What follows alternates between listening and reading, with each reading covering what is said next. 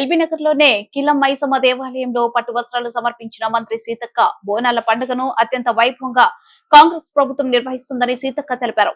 రాష్ట్ర ప్రజలపై ఆ దేవతల దీవెనలు ఉండాలని మంత్రి సీతక్క తెలిపారు. బోనాల కోసం రాష్ట్ర ప్రభుత్వం 25 కోట్లు కేటాయించిందని ప్రజలందరూ సంతోషంగా పండుగ జరుపుకోవాలని ఆకాంక్షించారు.